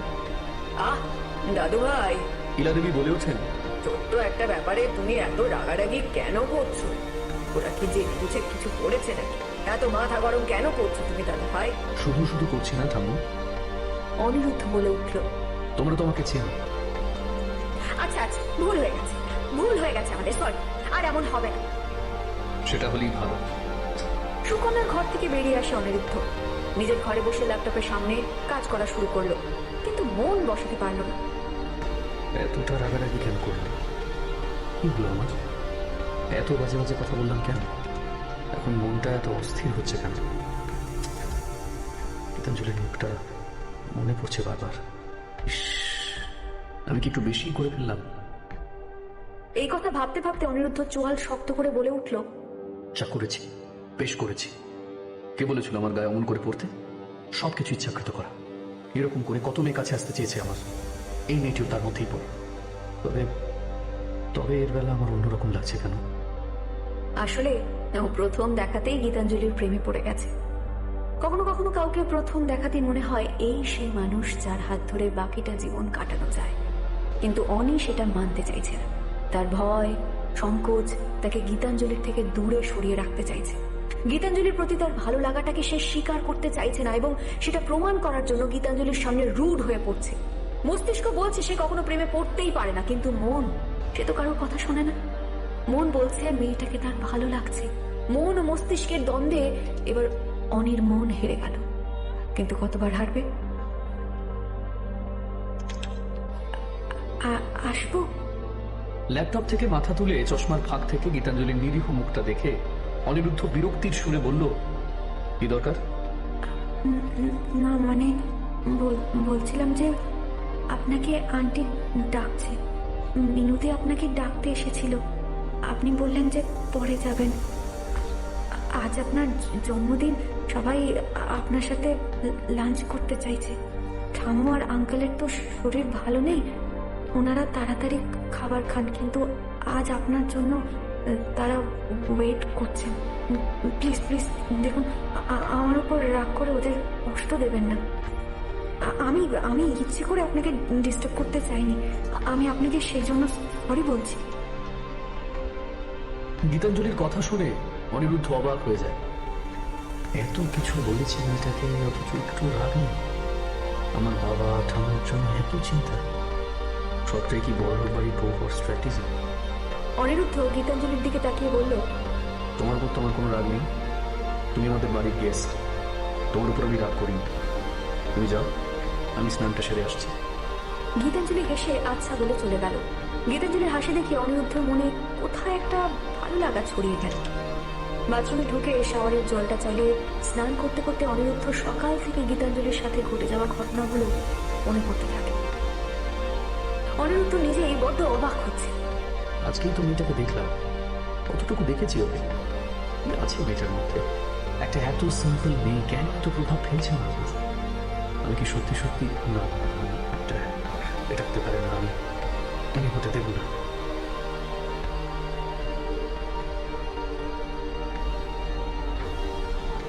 কি রে গীতু, তুই এমন মুখটা করে আছিস কেন? কেন চলে যেতে চাইছিস আমাদের বাড়ি থেকে? তো খুব খারাপ লেগেছে বল দাদার ওভাবে বলাতে। তাও তো তুই বলে ভুল না করে সরিও বলতে গেলি, আমি বলে যেতাম না। গীতাঞ্জলি মুখ বেঁকিয়ে বলল, ধুর, আরে সুকু, আর কিছু মনে করিনি। বাপি বলে রাগের মাথায় কেউ যদি কাউকে কিছু বলে সেটা মাইন্ড করতে নেই। আর তোর দাদার তো রাগের কারণ ছিলই, বল যা বলেছেন সত্যি তো বলেছেন। তাহলে মুখটা এমন গাজার করে আছিস কেন? কিছু না। মনে মনে গীতাঞ্জলি বলে উঠল, কেউ তো কখনো আমার সঙ্গে এমন ব্যবহার করেনি, এত রুডলি কেউ কখনো কথা বলেনি। জানি উনি অনিরুদ্ধ দেব রায়, তাই বলে আমার দিকে সবসময় বিরক্ত হয়ে তাকায়? তো আমার মতো মেয়েকে উনি নিজের বাড়িতে সহ্যই করতে পারছেন না। রে, কি এত ভাবছিস বলতো? চল খেতে চল। গীতাঞ্জলি বলে উঠল, পরে যাবো রে। সুকন্যা জোর করে বলল, কেন? সবাই মিলে খাবো, চল না। গীতাঞ্জলি উত্তর দেয়, না রে, এখন যাবো না, পরে যাচ্ছি, তুই যা না। এমনিতেও আমার খিদেও নেই। সুকন্যা গীতাঞ্জলির মুখের দিকে তাকিয়ে গীতাঞ্জলির মনের কথা বুঝতে পেরে বলে, বুঝেছি, দাদা আছে বলে যাবি না। গীতাঞ্জলি চুপ করে যায়। গীতাঞ্জলিকে চুপ থাকতে দেখে সুকন্যা তাকে সামনে এনে হাতে হাত দিয়ে বলে, আমি জানি রে, তোর খারাপ লাগছে। গীতাঞ্জলি মাথা নেড়ে বলে, কি জানিস তো সুকু, সকালে ওর শর্ত অনুযায়ী তোর দাদার সাথে আগ বাড়িয়ে কথা বলতে যাওয়াটাই আমার ভুল হয়েছে। তার উপর আবার নাচতে গিয়ে পড়ে গেলাম। এমন কখনো হয় না রে। তোর দাদা মনে হয় আমাকে হ্যাংলা ভাবলো। তুই বলছিলি না তোর দাদাকে পাওয়ার জন্য সব মেয়ে পাগল, তোর দাদাও আমাকে মনে হয় তেমন মেয়েই ভাবলো। কেন, তোকে কিছু বলেছে নাকি? গীতাঞ্জলি বিরক্ত মুখে বলল, সব কথা বলতে হবে সুকু? ব্যবহারে আমি কিছু বুঝি না। তুই তো বলেছিস তোর দাদা গায়ে পড়া মেয়েদের পছন্দ করে না, আমাকে হয়তো তেমন মেয়েই ভাবলো। সুকন্যা বলে উঠল, ধুর, কি যে বলিস না, কোথায় তুই আর কোথায় ওই সব মেয়েরা। তোর মতন এমন পিওর ওরা নয় রে। ওদের আদিক্ষেতা দেখলেই আমার রাগ হয়। দাদা তো হবে, আজ রাতে দেখিস না কত নেকা নেকা মেয়ে আসবে। তোকে দাদা কখনো অমন মেয়ে ভাবতেই পারে না। কি বলতো, বাবা দাদাকে চিরকাল খুব কঠোরভাবে মানুষ করেছে। ছোটবেলায় ওকে বোর্ডিং এ পাঠিয়ে দেয়, তারপরে বিদেশ পাঠায়, কোনো কিছুই ওর ইচ্ছা অনুযায়ী হয়নি। ছোটবেলায় দাদাকে তো তেমন করে কাছে পাইনি। আর যখন বিদেশ থেকে পড়াশোনা শেষ করে এলো, ততদিনেও নিজেকে বাবার মতন তৈরি করে ফেলেছে, শুধু কাজ কাজ আর কাজ। অনিরুদ্ধ একবার গলা ঝেড়ে বলল, বলুন, মা খেতে ডাকছে। অনিরুদ্ধর গলার আওয়াজ পেয়ে গীতাঞ্জলি খাটের এক কোনায় পেছন করে বসলো। সুকন্যা বলল, ও দাদা, তুই বসে পড়, আমরা পরে খাবো। অনিরুদ্ধ বোনকে উদ্দেশ্য করে বলল, যদিও জানি লুকিয়ে কারোর কথা শোনা ব্যাড ম্যানার, বাট তোদের সব কথাই আমি শুনে নিয়েছি। তুই খেতে যা, আমি তোর বান্ধবীকে নিয়ে আসছি। আচ্ছা। বলে সুকন্যা গীতাঞ্জলির দিকে মুচকি হেসে চলে গেল। সুকন্যা চলে যেতে অনিরুদ্ধ গীতাঞ্জলির সামনে এসে বলল, কি হলো, তুমি যাবে না? কথাটা শুনে গীতাঞ্জলির বুকের ধুকপুকানিটা আরো বেড়ে গেল। দুটো মুঠো করে নিজের মনটাকে শান্ত করে বলল, না মানে পরে যাচ্ছি, আপনি যান। তোমার জন্য তো সবাই ওয়েট করছে। আপনি যান। দেখো দেখো দেখো, তুমি আমাদের গেস্ট, তোমাকে না খাইয়ে তোমরা খেতে পারি না। প্লিজ চলো। আমি হয়তো সত্যি তোমায় ভুল বুঝেছিলাম, কিন্তু এখন সব ভুল ভেঙে গেছে। সরি, আজই প্রথম আমাদের দেখা হলো আর আমি তোমাকে ভুল বুঝে বসলাম। Sorry for everything. না না, এমন করে বলবেন না। ঠিক আছে, তাহলে চলো, সবাই ওয়েট করছে তোমার জন্য। গীতাঞ্জলি একটু চুপ করে থেকে বলল, আচ্ছা চলুন। অনিরুদ্ধর মনে একটা বিষয় পরিষ্কার হয়ে গেল, গীতাঞ্জলি দেখতে যতখানি সাধারণ, মানুষটার মনটাও খুব সাধারণ। সুকন্যার গীতাঞ্জলির কথাগুলো না শুনলে গীতাঞ্জলির প্রতি অনিরুদ্ধর মনোভাবে পরিবর্তন হতো না। গীতাঞ্জলিও সেই সমস্ত মেয়ের তালিকাভুক্ত হয়ে থাকতো যারা অনিরুদ্ধকে পাওয়ার জন্য পাগল। ধুর ধুর, কি মরতে যে কিন্তু তোর সাথে শর্ত লাগাতে গেলাম। এইসব শাড়ি টাড়ি আমার একদম পোষায় না। তুই যে কি করে হ্যান্ডেল করিস কি জানি। গীতাঞ্জলি হেসে সুকন্যার শাড়িটা ঠিক করতে করতে বলল, তোকে না খুব ভালো লাগছে রে।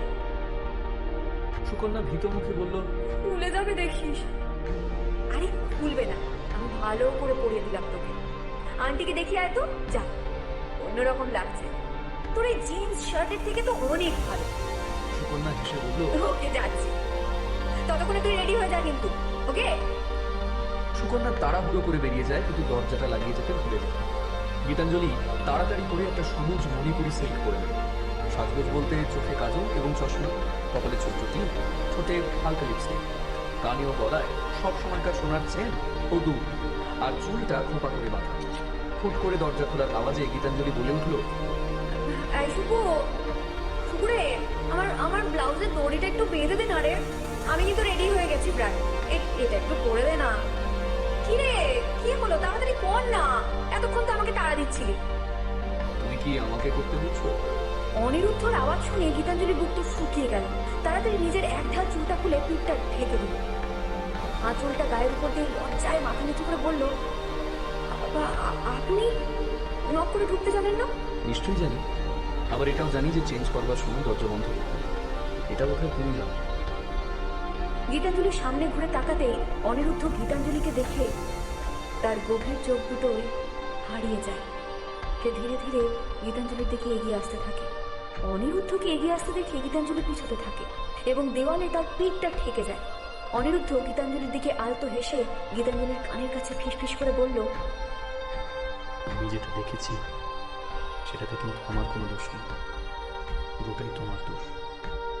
এটা একটা অনুষ্ঠানের বাড়ি, এখানে যে কেউ এমন করে আসতে পারত, তাতে কিন্তু তোমার সম্মান নষ্ট হতে পারত। গীতাঞ্জলি সাহস সঞ্চয় করে অনিরুদ্ধ চোখে চোখ রেখে বলল, এখনো কি নষ্ট হয়নি? দরজাটা শুকু লাগাতে ভুলে গেছে। আমার ভুল, আমি আর চেক করতে চাই। অনিরুদ্ধ একভাবে গীতাঞ্জলির দিকে তাকিয়ে থাকে আর মনে মনে বলে, ভাগ্যিস। ও মা, দিদি ভাই, তোমাকে কি মিষ্টি লাগছে। গীতাঞ্জলির নজর আছে বলতে হবে, একদম রাজকন্যার মতো। রাজকুমার দেখবো নাকি?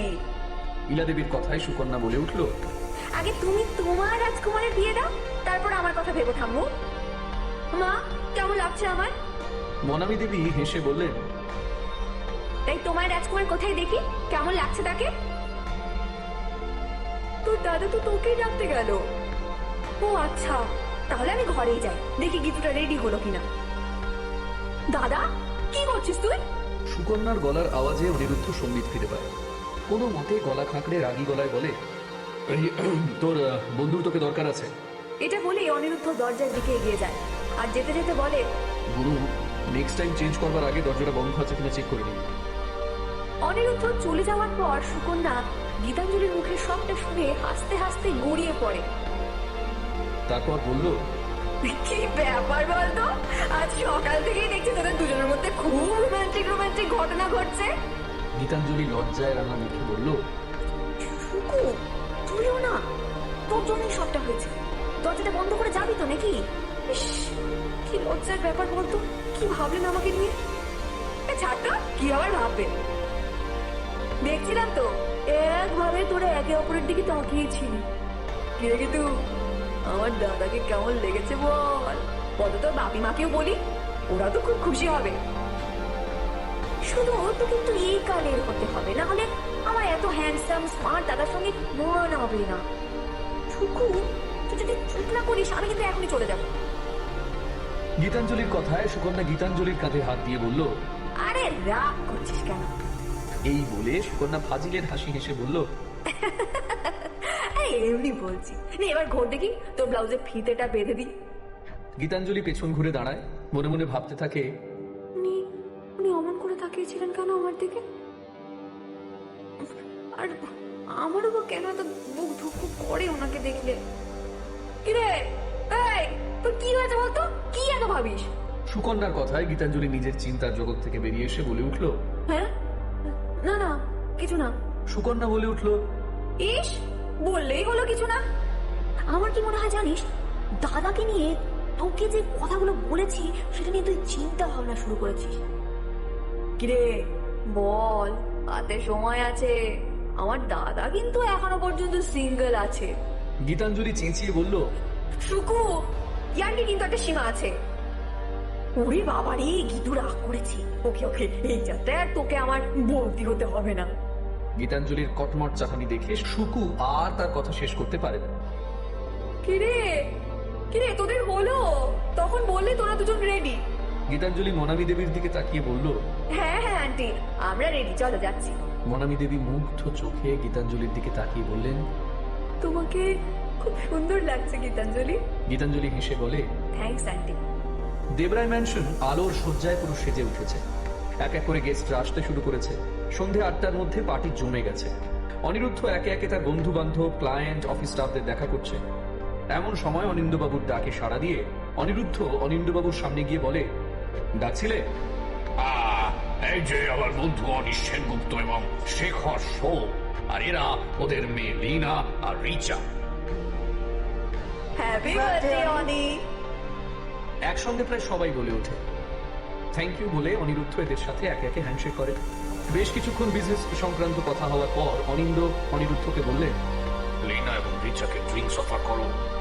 অনিরুদ্ধ ভালো করে বুঝতে পারলো অনিন্দ মেয়ে দুটোর সাথে তাকে আলাদা করে আলাপ করতে বলছে। অনিরুদ্ধ যথারীতি লীনা এবং রিচাকে ড্রিঙ্কস অফার করলো। মেয়ে দুটোই অসম্ভব ন্যাকা এবং গায়ে পড়া প্রকৃতি। আর কি উদ্ভট সাজগোজ, জামা কাপড় এমন পড়েছে যেন এটা কোনো ফ্যামিলি পার্টি নাকি ব্যাচেলার পার্টি সেটা বোঝাই যাচ্ছে না।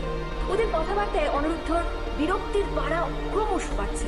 এমন সময় অগ্নি আঙ্কেলের আওয়াজে রিচা এবং লীনাকে এক্সকিউজ মি বলে আঙ্কেলের কাছে এসে হেসে অনিরুদ্ধ বলল, ও বাঁচান, কি বাঁচান, বাঁচালে আঙ্কেল। কেন, কি থেকে বাঁচালো বাবা? আরে এই যে বাবার বন্ধুদের মেয়ে, আমার বিয়ের জন্য সকালে বলেছিলাম তো, মনে নেই? হ্যাঁ হ্যাঁ, মনে থাকবে না কেন? তা মেয়ে দুটিকে কেমন লাগছে? জাস্ট ফালতু, ময়দায় মোড়া পুতুল একটা। এইসব মেয়েদের বিয়ে করে কে যে লাইফটা হেল্প করবে কে জানে। আমি এইসব চক্করে পড়তেই চাই না আঙ্কেল। অনিরুদ্ধর কথায় অগ্নি জোরে হেসে উঠলেন, কিন্তু একজনকে দেখে চমকে উঠলেন। এই কাকে দেখছেন সামনে? 30 বছরের আগেকার চেনা একটা মানুষের সাথে এত মিল, একরকম দেখতে, এক ধরনের সাজ পোশাক, কে নেই? এই অনেক, এই মেয়েটাকে তোমাদের বাড়িতে তো আগে কখনো দেখিনি। ও আমার বোনের বন্ধু গীতাঞ্জলি। গীতাঞ্জলি, এত চেনা নাম। ও কি তাহলে অঞ্জলির মেয়ে? ওর মা বাবা শহরের নাম করা ডাক্তার জীবন বসু ও শিলা বসুর মেয়ে। মায়ের নামটা শুনে অগ্নিসেন কিছুটা থমকে গেল। না, এসব তো মিলল না, কিন্তু মেয়েটিকে দেখতে একদম অঞ্জলির মতো। অঞ্জলির কথা মনে পড়ায় অগ্নিসেন কিছুটা থমকে গেল। অঞ্জলি তো সেই মেয়ে যার জন্য অঞ্জলি এত এক। অঞ্জলি কেমন আছে, কোথায় আছে, কিছুই জানেন না। শুধু নিজের মনে অঞ্জলির জন্য যে জায়গা আছে সেটা কাউকেই দিতে পারে। আঙ্কেল, অনিরুদ্ধর ডাকে ভাবনা থেকে বেরিয়ে এলেন অগ্নিসেন। অনিরুদ্ধ তাকে জিজ্ঞেস করলো, আচ্ছা তুমি ওকে চেনো নাকি? না না, এমনি বললাম, আজকালকার মেয়েদের থেকে আলাদা তো, তাই জানতে চাইলাম কেউ। অগ্নিসেন ভ্রু কুঁচকে বলল, কি বলো তুমি? অনিরুদ্ধ গলা ঝেড়ে বলল, না কিছু না তো, এমনি। যাও না, যাও বাপির সঙ্গে কথা বলো। অগ্নিসেন সন্দেহের নজরে অনিরুদ্ধের দিকে তাকিয়ে বলল, আমাকে ভাগাচ্ছ? আরে আমি কিন্তু অন্যরকম গন্ধ পাচ্ছি। সব বুঝতে পেরেছি, শুনতেও পেরেছি। যে কোনো দিনও কোনো মেয়ের ব্যাপারে ভালো কিছু বলেনি, সে কিনা বলছে আকর্ষণীয়। এবার বলছে মনে হচ্ছে, কিন্তু পছন্দ তোমার দারুণ। অনিরুদ্ধ মাথা নেড়ে বলল, প্লিজ আঙ্কেল, ওসব কিচ্ছু নয়। আমি এইসব থেকে পালাচ্ছি আর তুমি বারবার ওর মধ্যেই ঢোকাচ্ছ। অগ্নিসেন ভ্রু কুঁচকে মুখে হাসি এনে বলল, তাই নাকি? তাই নাকি? এটা কিছু নয় বলছো? হ্যাঁ হ্যাঁ, কিচ্ছু না। ওকে, তাহলে আর কি, যাই, অনিন্দর সঙ্গে কথা বলে আসি। হ্যাঁ হ্যাঁ, যাও। দেবরায় বাড়ির অনুষ্ঠান জমে উঠেছে। অনিরুদ্ধর কেক কাটা হয়ে গিয়েছে। অনিন্দবাবু তার বেশ কিছু বন্ধুর মেয়ের সঙ্গে অনিরুদ্ধর আলাপ করে। সব মেয়েগুলো যেন একে অপরের কপি পেয়েছে, সব এক একটা অপসরীর মতন সেজে এসেছে। অনিরুদ্ধর কেন জানি না মনে হচ্ছে সে কোনো একটা বিউটি কম্পিটিশনের বিচার। একে একে সকলে আসছে আর নিজের সৌন্দর্যের দ্বারা অনিরুদ্ধর সামনে মেলে দিচ্ছে। তাই অনিচ্ছা সত্ত্বেও কোনো মতে অনিন্দ্যবাবুর বন্ধুদের বিবাহ যোদ্ধা মেয়েদের সাথে আলাপ করে অনিরুদ্ধ একটা নিরিবিলি জায়গায় বসল। ছিরি জন্মদিন কাটলো, আচ্ছা সব উটকো ঝামেলায় পড়েছি। এই কথা ভাবতে ভাবতে হঠাৎ অনিরুদ্ধ শুনতে পেল, একটা বেশ লাস্যময়ী নারীর কণ্ঠস্বর।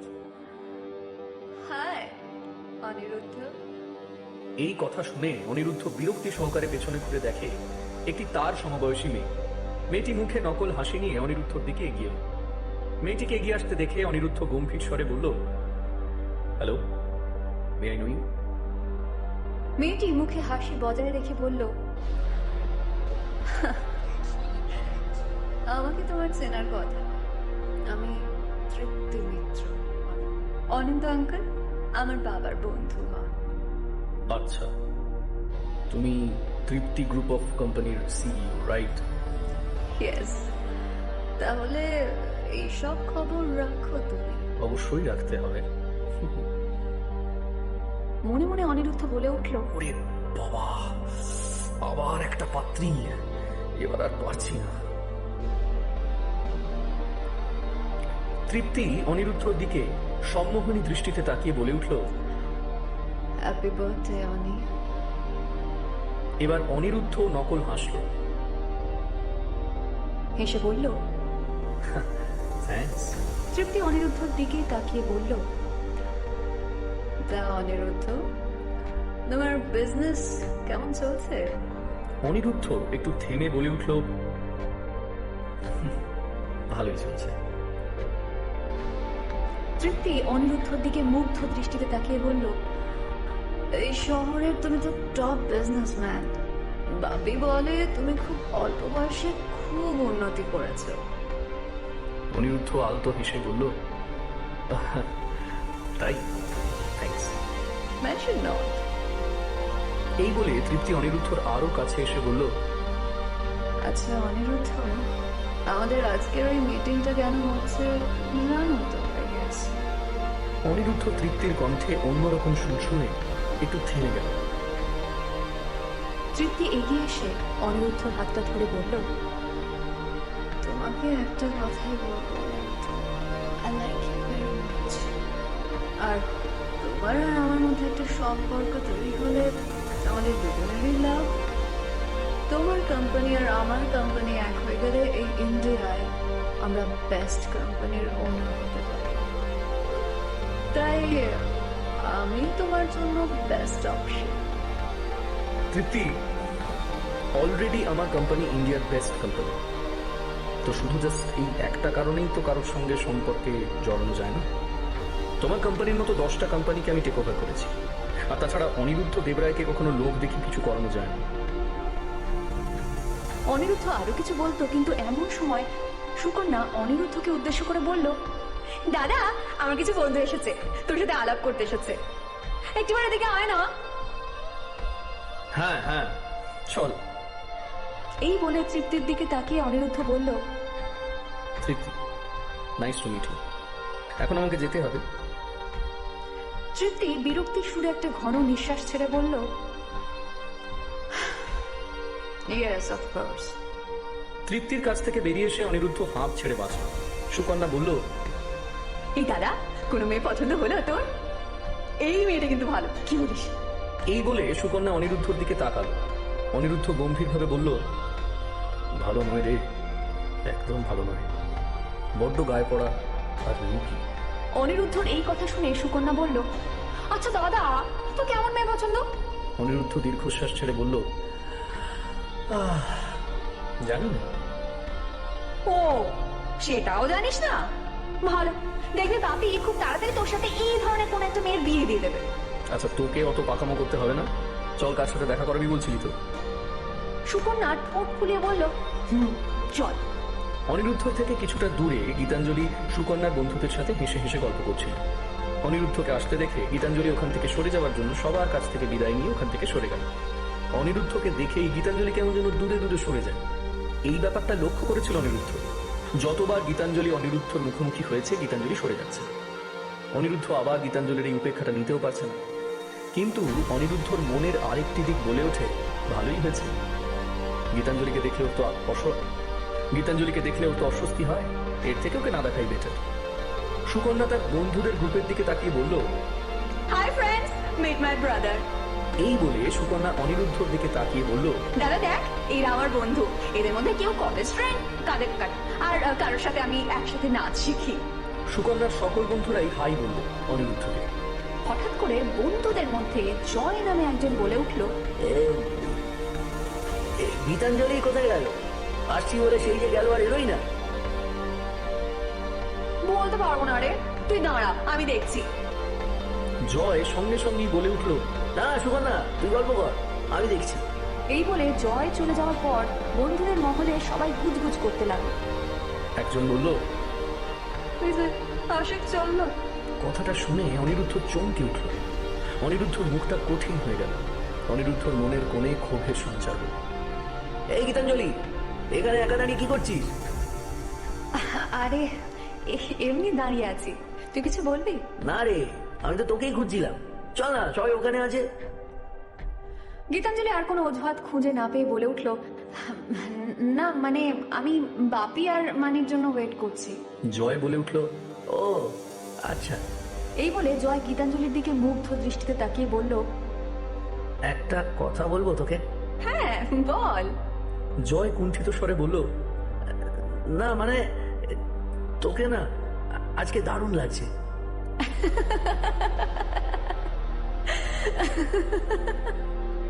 এই কথা শুনে গীতাঞ্জলি খিলখিল করে হেসে উঠল।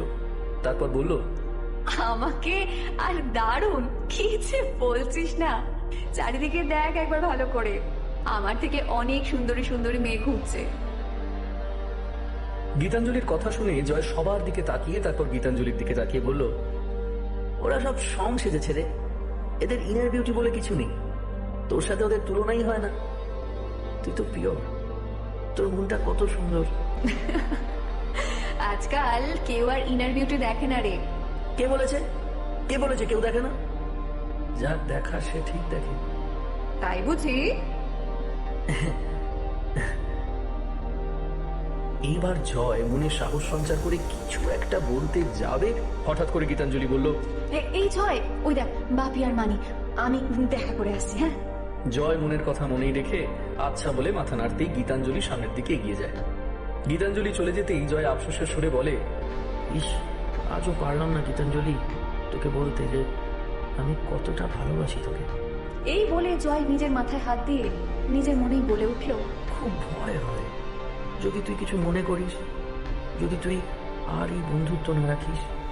তুই যে আমাকে ভালোবাসিস না সেটা আমি জানি, আর সেই জন্যই কোনো দিনও হয়তো তোকে আমার মনের কথা বলতেই পারবো না। এই কথা ভাবতে ভাবতে গীতাঞ্জলির চলে যাওয়ার দিকে এক দৃষ্টিতে তাকিয়ে থাকে জয়। অনিরুদ্ধ আর গীতাঞ্জলির জীবনের এই যে সুর, তাকে সত্যিই পূর্ণতা দিল নাকি কিছু গল্প অসম্পূর্ণ থাকার ভয়? সম্পর্কের এই টানাপোড়েন আর 15 দিনের সেই অমীমাংসিত রহস্যের উত্তর হয়তো সময়ের আড়ালেই থাকবে।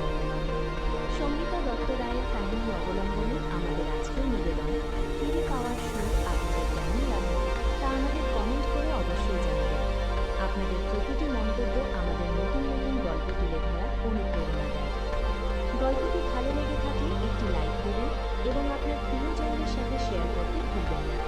আর আপনি যদি আমাদের এই ছোট্ট অডিও স্টোরি বাদী পরিবারের নতুন হয়ে থাকেন তবে অবশ্যই সাবস্ক্রাইব করে পাশে থাকা বেল আইকনটি চেপে দিন, যাতে পরবর্তী গল্পের নোটিফিকেশন সবার আগে আপনার কাছে পৌঁছায়। আজকের মতো এখানেই বিদায় নিচ্ছি। দেখা হবে খুব শিগগিরই অন্য কোনো নতুন গল্পের সাথে। ততক্ষণ সবাই ভালো থাকুন, সুস্থ থাকুন আর শুনতে থাকুন অডিও স্টোরি বাদী। ধন্যবাদ।